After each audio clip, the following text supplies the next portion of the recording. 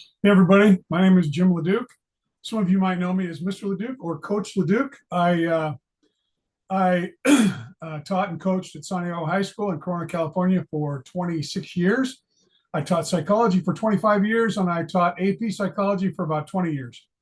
And because I retired recently, I wanted to continue to share my knowledge and experience with you and do it through some videos and do it in a way that whether or not you're a parent that wants to know why your kid's doing what they do, or you're an adolescent that wants to figure out what's going on socially with everybody and why people behave the way they do, or if you're an AP, a regular student that wants to ace the class or ace the AP test, this is the place. I'm gonna prepare you guys to ace that test. I'm going to give you all the tools, all the knowledge and understanding that I've acquired over the years, all the resources, and do it in a way that's fun and interesting, humorous, informative, and efficient. So I'm not gonna waste your time, but I'm gonna go through a series of videos to help you understand the famous world of human behavior, because psychology is the study of human and animal behavior and the mental processes that influence that behavior.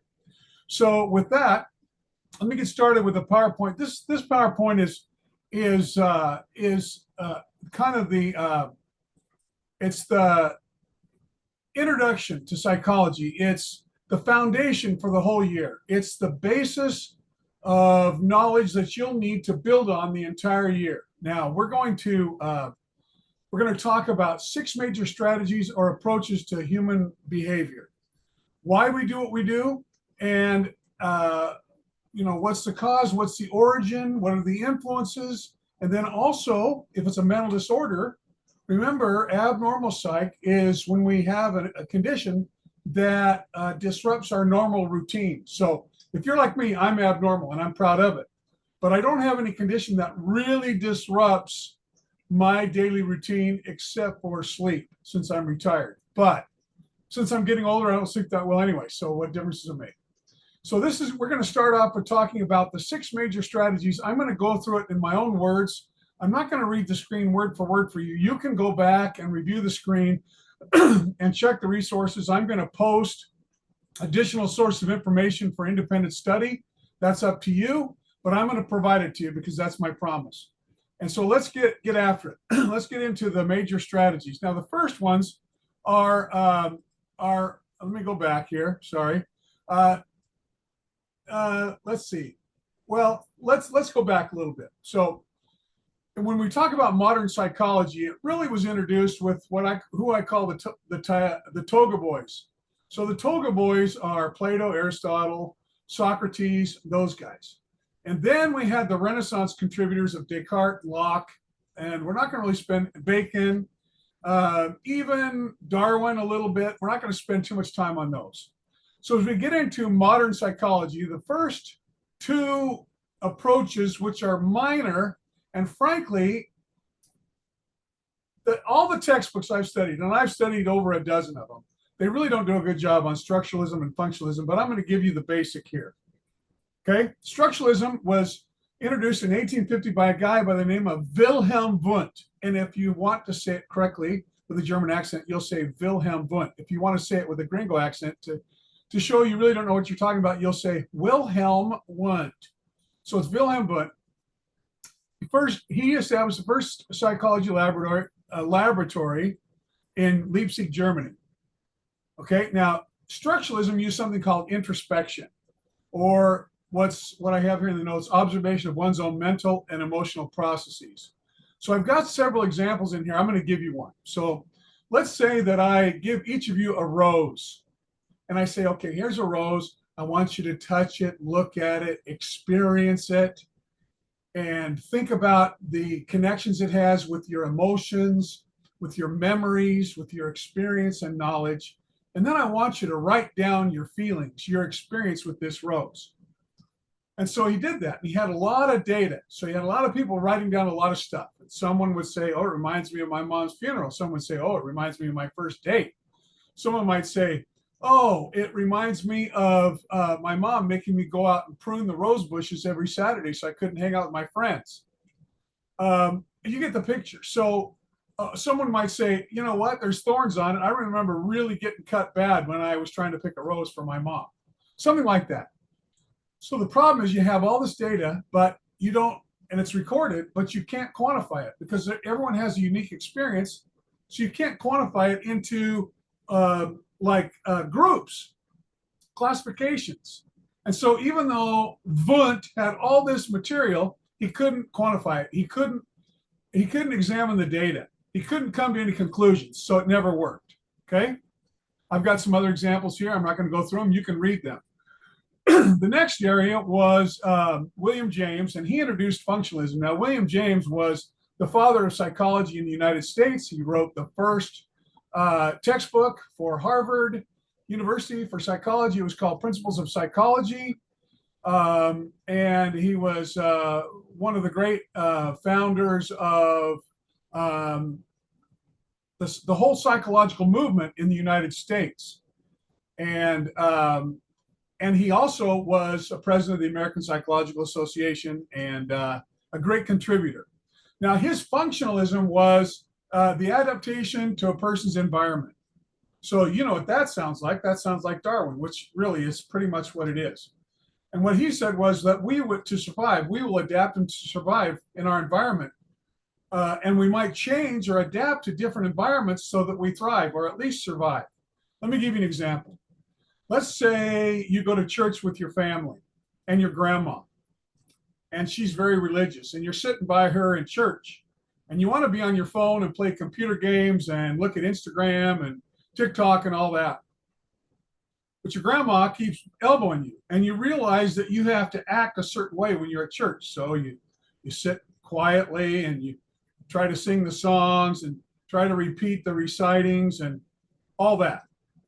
Okay, now let's change the environment to Saturday night when you're hanging out with your friends in the park and you're rolling fatties and telling funny stories and eating Doritos. Okay, you're adapting and surviving to different environments, completely different behavior. Okay, so I've got some examples here. You can read through them. I'm not going to talk about them. Now, the next little area I'm going to talk about is called Gestalt psychology. And Gestalt, oops, got to go back. So Gestalt is a German word. That's why the G is hard. And it means that it's a school of thought where the human brain perceives structures as a whole instead of individual parts. So we'll look at a couple of examples and show you how the brain works. It's amazing how, based on experience, knowledge, understanding, emotions, context, our brain can really look at a whole picture when some of the picture's missing. I like to look at it like a good example would be like a jigsaw puzzle. So you have a jigsaw puzzle on your table and it's not complete, but yet your brain sees the complete picture. Okay. Here's another one. You can read along with me or you can read it later in red. So I'll read it. According to a research at Cambridge University, it doesn't matter in what order the letters in a word are. The only important thing is that the first and last letter be at the right place. The rest can be a total mess and you can still read it without problem. This is because the human mind does not read every letter by itself, but the word as a whole. Okay? So our brain looks for pattern and order. Like in this picture right here, we see 1, 2, 3, 4 triangles. We see a Jewish star. We see 3 Pac-Men, but we see a triangle that isn't really there. That's our brain. Now here's a couple of examples down here below. If you're Disney enthusiast, you can look at these incomplete pictures and you can say, wow, I know who those are. I know who those characters are. And I'm not going to tell you who they are. You know who they are, except this one right here is kind of tough. But anyone know who that is? Of course, no one's listening right now. I'm going to record this and you're going to watch it later. Beauty and the Beast. That's the Beast, of course. All right, let's keep going. Now, the psychoanalytic approach, psychoanalysis or psychodynamics, it's sometimes called, was introduced in the United States by William James. Again, now James took the concepts of a famous Austrian named Sigmund Freud, and Sigmund Freud came up with psychoanalysis, and this was in the late 1800s, mid mid 1800s. And he looked at the unconscious mind. I like to call it subconscious. When you think of unconscious, think like you're knocked out. But it's the mind inside that we're really not aware of, but it's there. And it's got influences and it's experience and knowledge and background and emotions and memories and all this. Okay. But he also looked at unresolved conflicts in the brain and how unresolved conflicts can cause us to behave a certain way. And that we needed to figure out what those unresolved conflicts were, deal with them, resolve them, and then our behavior should be better.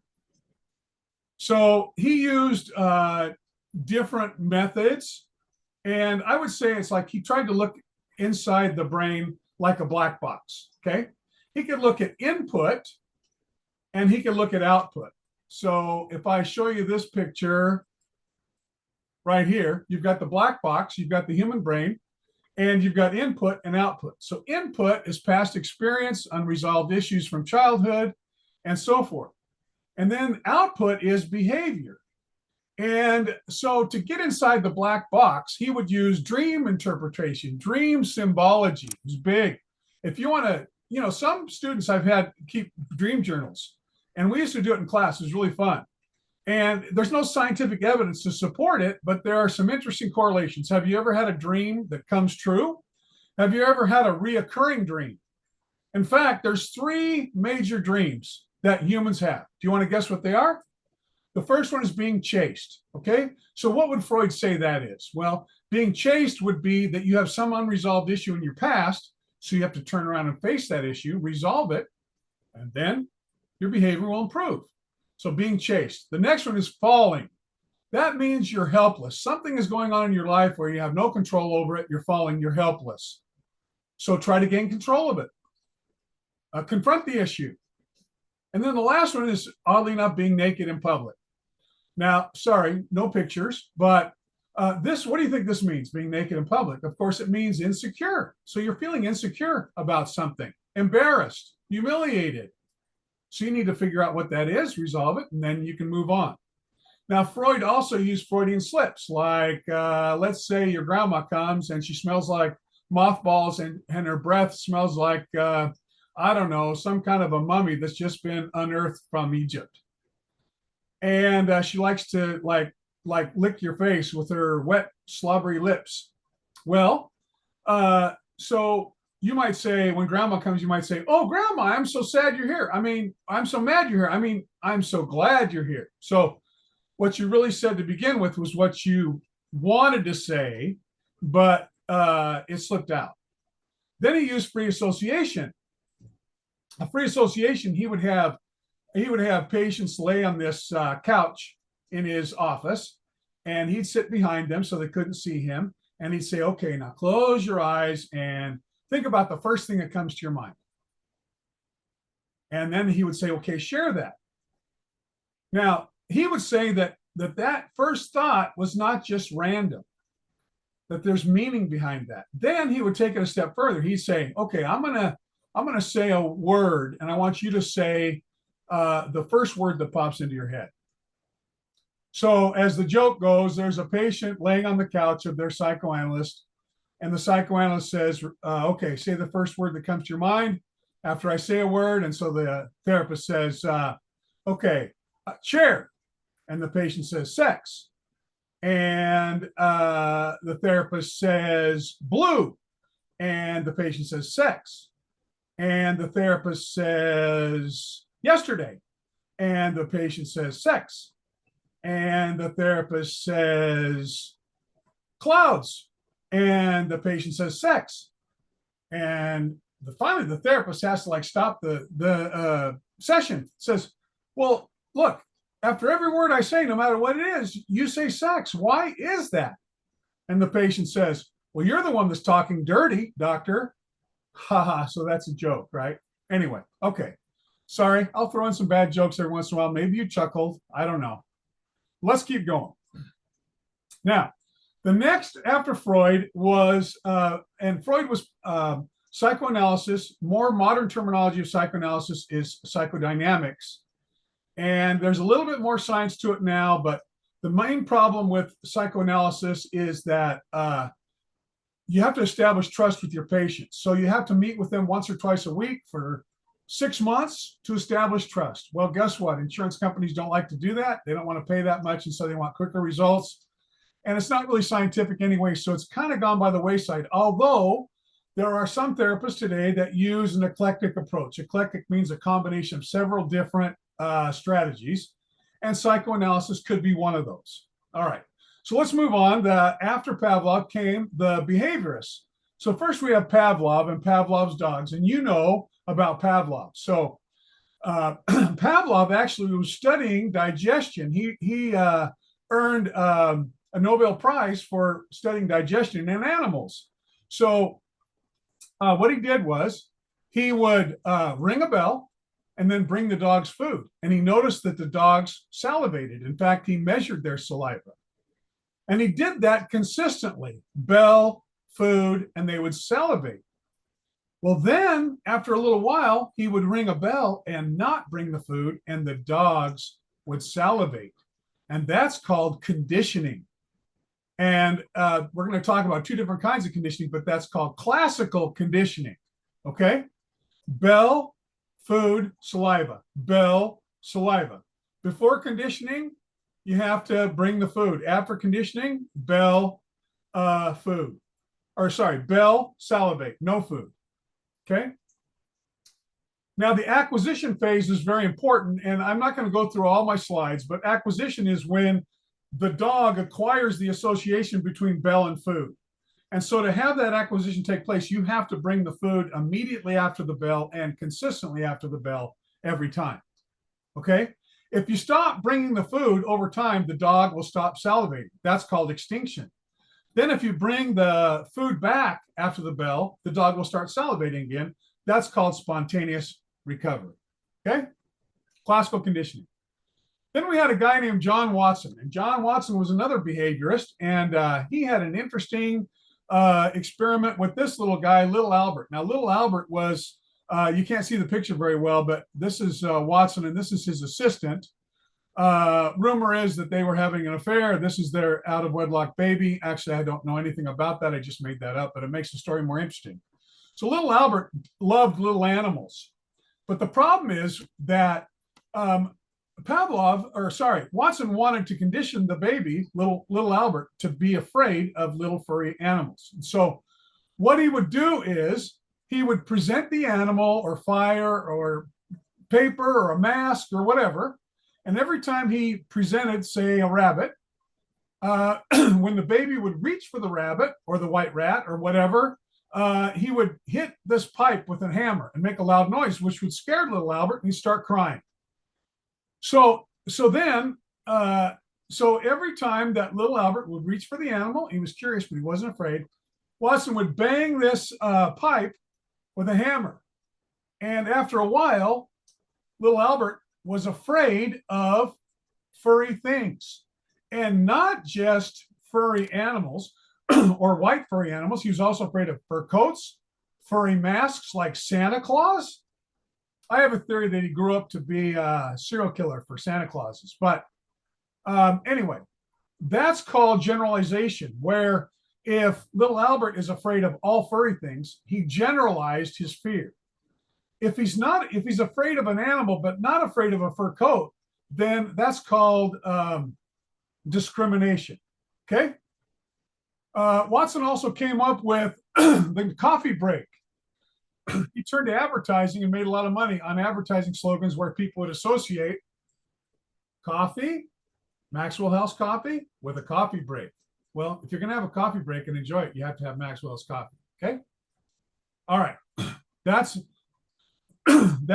classical conditioning. Then we have a guy named Skinner, and Skinner presented what was called operant conditioning. And basically, operant conditioning is based on positive and negative reinforcement. So, very simple. The law of effect was a term that's referred to here. And the law of effects regarding this concept of operant conditioning is that if you give someone a reward or an animal a reward for doing something, they're more likely to repeat that behavior. If you punish them for doing that same behavior, they're less likely to repeat that behavior. So it's based on positive and negative reinforcement, or punishment, reward. Okay. So this is a little example. He put a rat inside his Skinner box, he called it. He used pigeons and other things. And the rat learned that every time he pushed this pedal, a little bit of food would be dispensed in this little box. And so the rat learned that if he pushed the lever, he'd get a reward. And that's operant conditioning. He could actually teach them how to have different reward schedules. Like up in the top right, we've got fixed interval. That's every 2 weeks, like a paycheck. Or ratio schedules, like random rewards for a certain number of events, like a slot machine. A fixed ratio is a random number of times, fixed ratio is the exact number of times. So every 5 sales, you get a bonus. Variable ratio is varied number of times, like the slot machine. Okay, sorry about that. Little mix up. That's my brain. Welcome to it. Then we have intervals. Intervals is time. Ratios is number of occurrences. So a fixed interval would be a paycheck every 2 weeks. Variable interval would be random bonuses. Okay. Continuous reinforcement, I talked about that, is important for the learning to take place. After the learning has taken place, the most effective reinforcement is partial, because an animal will keep doing something, so will a human, not knowing when they're going to get a reward, but knowing that they will get a reward, like slot machines. Okay? Then we had Albert Bandura, and he had his Bobo doll experiment. This is fascinating. He did the social learning theory, which means that we learn by imitating or observing other people's behavior. And what he did was very simple. He put this punching bag in a room. He called it Bobo doll. And Bobo would be in this room. And so the kids would watch this video of adults interacting with Bobo. And if the adults were aggressive, like throwing Bobo, kicking him, punching him, whatever, then after they watched that video, the kids would go in the room and they'd do the exact same thing. In fact, they'd even embellish. This little kid found a hammer with a little hammer play set, and he started pounding Bobo with it. Then he found a toy gun and pointed it to Bobo's face and told him he was going to cap his egg. Little girl, so you might think, well, little boys behave that way. Little girls certainly won't, even in their Sunday velvet dress. Well, guess what? They did. She hit the hammer too. She actually had a tea party with him as well, but she had like a final last meal before she killed him. But here's the interesting thing. If the kids watched the parents interacting with Bobo and they weren't violent, then the kids weren't violent either. So Bandura said that modeling behavior includes like imitating violence. So Bandura would say that if you watch violent computer games, you're more likely to be violent. I didn't say that. Bandura said that. Okay? Let's move on. The next, after behaviorism, and behaviorism kind of excluded free will. And so the next movement came along, was called humanistic approach. And the humanistic approach said, well, that's baloney. Everybody has free will. Because, see, humanistic had a religious element to it. And there were two major players in humanistic. The first was Carl Rogers, and he was a therapist. And he used what was called client-centered therapy, which is that he would create a safe zone in group therapy sessions. So a safe zone where people could come together, talk about their issues, like Alcoholics Anonymous, drug addicts, something like that, where everyone in the group would never be critical. They would never criticize or judge. They would only support and provide a neutral, positive, encouraging environment. Okay? He called that client-centered therapy, and he called that never threatening or never judgmental, unconditional positive regard. Now, you probably heard of Abraham Maslow. And Maslow came up with his hierarchy of needs. He was another humanist, and he said that we have 5 basic levels of needs. In fact, he came up with 6 when he was just before he died. Maybe he was looking at the temporary existence of man. But anyway, and he would say that we will not move on in our level of motivation until we've satisfied a certain level of needs. So the first level over here in our little pyramid is physiological needs: air, food, water. Some would say sex belongs there, but we don't need to go there except, would we survive without it? Probably not. You and I wouldn't be here without sex, but let's not go there today. That's for a different lesson. So if people are hungry, they're not worried about making friends or getting to work. They're worried about finding their next meal. Okay. After the physiological needs are met, we move on to the next level, which is safety, which includes relationships, friends. It includes lodging, a little bit of money for basic needs, basic transportation, clothing, stable government, stuff like that. If we have a government takeover, we have tanks rolling down the road in front of our house, we're probably going to be worried about our family and their safety, and not so much like, I think I need to go to the gym and show off my great bod, right?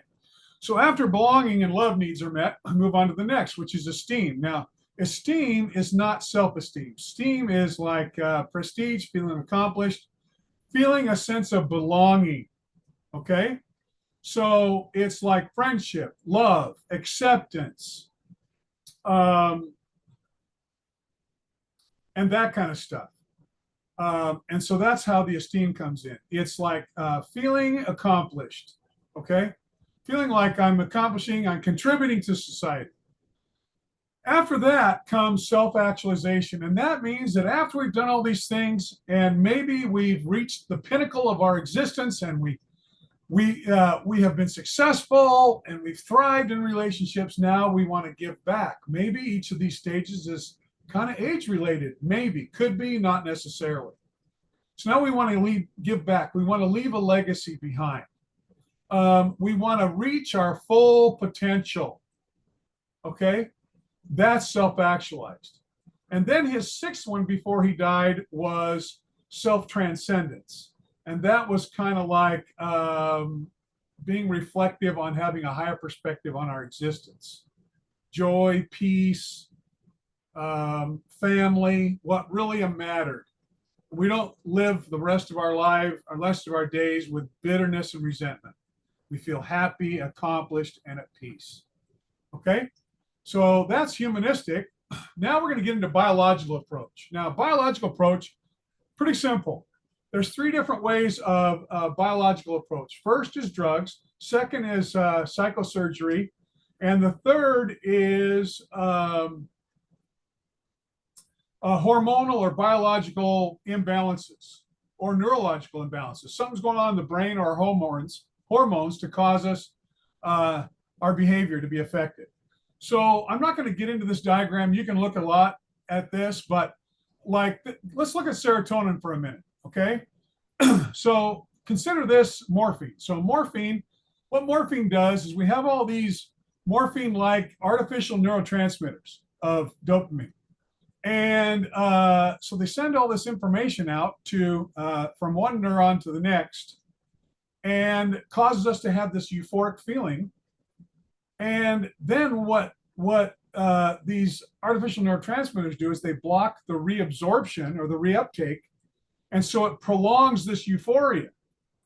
And the problem with that is over time, our brain will stop naturally producing our natural hormone and of serotonin, and will actually have to be dependent on that drug until our brain gets back to producing normal levels. Now, we have ECT, electroconvulsive therapy, which is brain stimulation, electro brain surgery, and it's for dementia mostly, little PTSD. It's not really scientific. It's not known to work, but I'll tell you this. My mom, back in the 60s, had dementia, and she was treated with ECT, and it actually really helped. But it kind of scrambles the brain a little bit. She ended up having, worse dementia down the road. But it helped her with her bipolar, so that was good, but it kind of contributed to her dementia. So then psychosurgery, you've heard of lobotomies. Nowadays, they won't go in and stick a needle up through your nose or through your tear duct into your brain and scramble your brains. That was the original lobotomy. Pretty gross, right? Watch One Flew Over the Cuckoo's Nest with Jack Nicholson. Anyway, what they do now is they will find a specific area of the brain that has a very specific function, and they will lesion it or destroy that little bit of tissue instead of just scrambling the whole frontal lobe, which obviously affects memory, emotions, personality, messes you up. Okay, speech, all kinds of stuff. All right, so there's 3 major treatments again. Biomedical, so you've got prescription drugs, you've got electroconvulsive shock therapy, and then you have psychosurgery. Okay. And look, we're not going to talk about drugs today, prescription drugs, or in certain cases, even some practical uses of hallucinatory drugs with PTSD. We'll talk about that, but I'm not saying go out and start picking mushrooms. But in microdoses, they found some favorable research with PTSD. I'll share that later on in the year. But I'm telling you, if you have a chemical imbalance in your brain that causes you to be depressed or bipolar, or anxious anxiety, you know what? There's nothing wrong with seeking treatment. Now, you and your parents, you have to figure out if it works for you, if it's effective, the side effects, all that. But there's a lot of great research in this area, and I'm not saying that you have to, but I'm saying you just don't have to suck it up and try to survive. I had one student, she had depression, and she was depressed a lot. And her dad told her, look, no daughter of mine is mentally sick, so I don't allow you to take drugs. So her senior year was a train wreck. It was awful. I saw her the next year on campus. I'm not making this up. I have a lot of experiences I'll tell you over the years or over the series. But I saw her. She looked happy. She looked at peace. I said, man, you look great. I said, you moved out, didn't you? She goes, yes, I did. And I said, you're on some medication to treat your condition, right? She said, oh, Mr. LeDuc, you wouldn't believe it. I'm a different person. It's awesome. I'm so happy now. So think about that. It's your decision. But think about it. It's important. All right, let's move on. Social cultural perspective. This is social influences, and I'm not going to get into the details, but it could be family, peer groups, friends at school, religious groups, cultural groups, classroom groups, sports groups, all different kinds of sociocultural influences, okay? Ethnic groups. And so the first guy we'll talk about is Leigh Vygotsky and his sociocultural theory. And he just basically said that, that our thoughts, behaviors, and beliefs are influenced by social interaction, okay? Cultural interaction. Then we have Stanley Milgram. Now, Milgram was an amazing guy. He was a Jewish guy who survived World War II. Really, he was younger in World War II, but he wanted to try to figure out, how could the Nazis kill 6 million Jews? How was that possible? And so he did a study on blind obedience to authority figures. And it was really fascinating what he found out, okay? And so he set up this experiment. And I'll show you the way it is. So he has the experimenter. This guy's in on the experiment, okay? And this guy's the subject. He doesn't know what's going on. And this guy over here, he's in on it too. And so what's happening is the authority figure's got a lab coat on, actually. And he tells this guy that this guy over here is going to be given a word association test. This guy, the subject, he's going to be giving the patient a memory test. And every time this guy gets it wrong, and he's going to do it on purpose, this guy's going to initiate a shock. Did you ever see Ghostbusters, the original one? Anyway. So he thinks he's actually giving him a shock, and this guy fakes on the other side of the curtain. I've got a video I'll post of it. And he screams out in pain, get me out of here. My heart hurts. I'm having a heart attack. You can't keep me in here. And this guy would keep going. And the shock started from, this is the look at the box. This guy really thought it was actual. And it made this little buzzing noise when he flipped the switch. And it went from like 40 volts all the way up to 350 or 450. I'll have to check on that. But anyway, lethal doses of electricity. If you've ever been jolted by your socket in the house, that's 110. This was like 3 or 4 times as much as that. And this guy knew that it was lethal. So in the original part of the experiment, Milgram thought, well, and his associates thought only the most narcissistic people, like the serial killers, would go all the way to lethal doses. Guess what they found out? Even though some of these guys, the subjects, would argue and to want to stop and complain, and the experimenter, the teacher with the lab coat, they just kept saying, continue, continue. Actually, they called him the teacher. This is the administrator. He'd say, continue, teacher. This guy would keep going, or this gal. This was in the 60s, okay? And what they found was, do you want to guess what percentage gave all the way to the maximum doses, lethal doses? What percentage? 67%, 2/3 gave lethal doses. So what do you think about that? Kind of scary. What would you and I do if an SS officer had a gun to our head and say, okay, I want you to kill these Jews. I want you to gas them and then burn them. Would we do it? Would we do it? How far would we go? Would we be a resistor? I just went to a concentration camp, Dachau, this last summer. Very sobering. And I really, really thought about that. What would I do? Would I be a resistance soldier and maybe get killed? Or would I go along with it to save my life and the life of my family? It's a tough one. This couldn't be done today because now there's ethical standards to psychological research, which I'll post, but at my website on YouTube. But it can't be done now because it doesn't meet ethical standards. It could cause mental or emotional damage. So they couldn't do this today. The next one was Solomon Asch, and he did a group conformity experiment. He did something very interesting.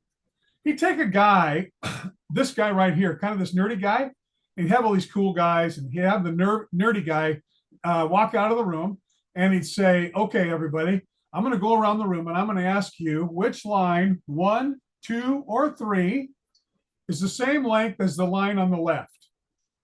And I want you all to say line 3. And so the guy comes in the room and he explains what's going to go on, and he goes all the way around the room, and everybody, when asked which line, 1, 2, or 3, 1, 2, or 3, is the same length as this line over the standard line over here. And everyone says line 3. Look at the guy. He's going, no way. But yet, these guys are cool. He wants to be cool. He wants to be part of the group. Everyone said the same thing. They were unanimous. What percentage went along with the group? Even though they looked at it and go, that can't be right. Again, 2/3 because of pressure of peers.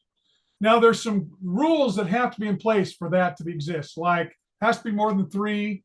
The person can't have any pre-knowledge of it. The group has to be uniform. There can't be any dissenter.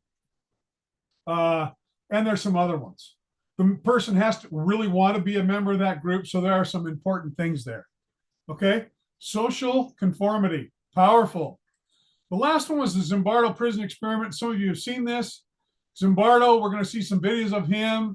He's kind of the guru of contemporary psychology. He did some videos, a video series, and we're going to look at those. But basically, he was a president of the American Psychological Association. He was a dean of psychology at Stanford.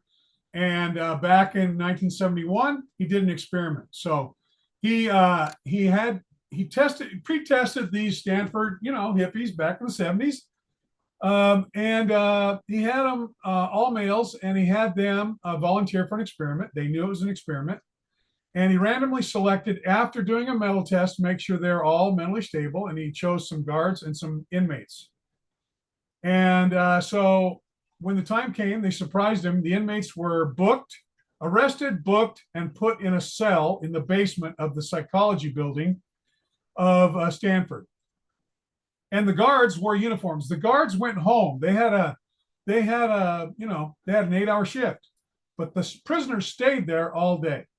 And it was supposed to go on for a week. But what happened was the guards went crazy, started making the prisoners do crazy things, push-ups, shoved them in a closet, made them hug each other.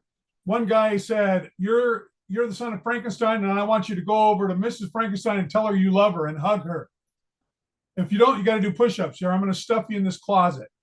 And most of the prisoners, and all of them could quit anytime. None of them quit. They got so involved in their role, they never quit. A lot of the patients became, they had anxiety. They got quiet. Some of them got angry, but none of them quit. The guards became guards. So when you are given a social role, do you assume that role? Are you the SS officer, Nazi SS officer? Are you the coach that makes, like my high school coach in Boise, Idaho? He was a retired Marine sergeant, 25 years, drill sergeant. He'd get those guys off the bus, get their hair cut, and start yelling at them. Well, he would make us right off the bus. He'd make us run up on the hill like 3 miles away and get some sagebrush and bring it back. Then just as we're about to get on the bus, he'd say, "Are you tired?" And we'd say, "No." And he'd say, "You didn't work hard enough. Get off the bus and run a lap." Now, these laps were over a mile, okay?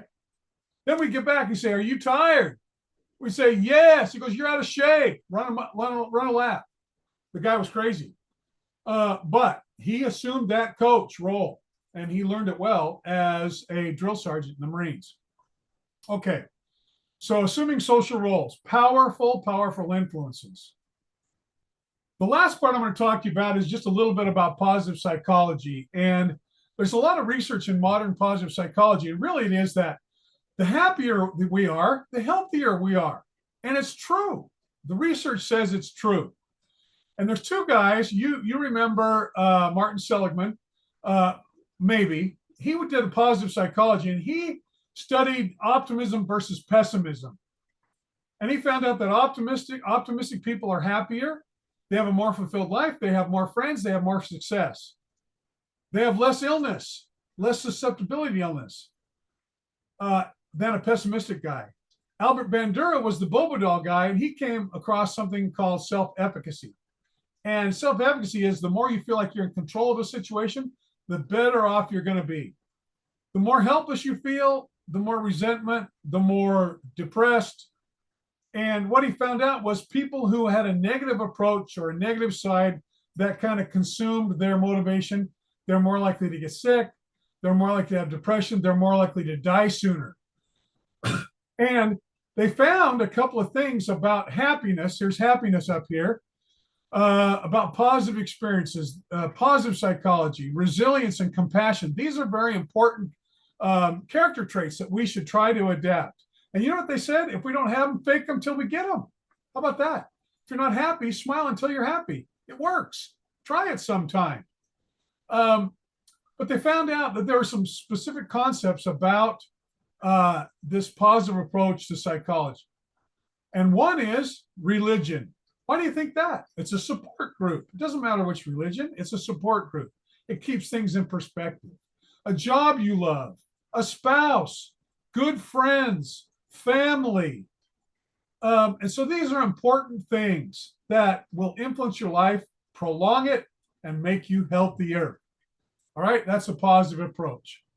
Now, to finish out this first presentation, I'm going to have you do a little case study on your own, and then I'm going to give you the answers to it, okay? So now that you have a basic understanding of these 6 approaches, and I'll post on my YouTube the 6 approaches, even though you have the PowerPoint here, you can watch it, pause it, whatever. I'm going to give them to you, and I'm going to post the PowerPoint, some other resources, okay? But let's take a look at Billy. Now, you're going to look at Billy's issues from each of the 6 perspectives, okay? Humanistic, psychoanalytic, cognitive, sociocultural, biological, and behavioral, okay? And Each of those is going to have a specific cause to some of his problems of his behavior. So let's take a look at it. Billy was the third child of loving but busy parents. When he was growing up, he thought that his parents favored his older siblings. When Billy was 4, his parents divorced and he remained with his father. His brother and sister moved with his mother to a distant city. Billy rarely saw them. Feeling inadequate in raising his son alone, Billy's father responded by providing the child with costly toys and frequent trips to Disneyland. Universal Studios. As Billy grew older and attended school, he had trouble focusing and was taken to a doctor for an appraisal of his abilities and disabilities. Billy's medical evaluation showed symptoms of ADHD, but Billy's dad ignored the medical evaluation diagnosis. Because of these difficulties in school, Billy had trouble making friends and was ridiculed by his classmates. This diminished his self-confidence. By the time Billy was an adolescent, he had difficulty forming lasting relationships despite his expertise in athletics. That's important. That's a positive, right? He was capable of high academic achievement, but his grades were below average. Teacher reports frequently cited his excessive need for attention. Personally, he felt lost and doomed to failure. Okay, now you can go through and underline some of the key issues there, but here's your assignment. After reading that, underlining some key points. Identify A, the source or cause of Billy's problems based on the 6 major approaches or strategies for psychology. And B, what can be done to help Billy deal with, or what are possible solutions to help his problems specific to that approach? Psychoanalytic, behaviorist, humanistic, biological, cognitive, sociocultural. Remember, you have to relate problems in his behavior and maybe possible treatments or solutions based on each of these 6. Then have fun with it.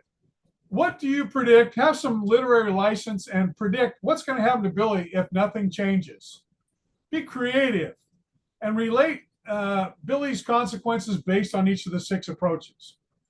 All right, so look, that's the first basic foundational lesson for psychology.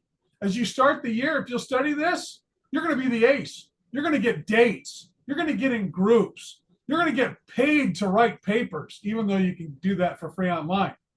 You're going to be the class hero. The teacher's going to love you. If you have a borderline grade, they're going to bump you up. So listen, people, I'm going to hook you up this year. This is a great foundational lesson.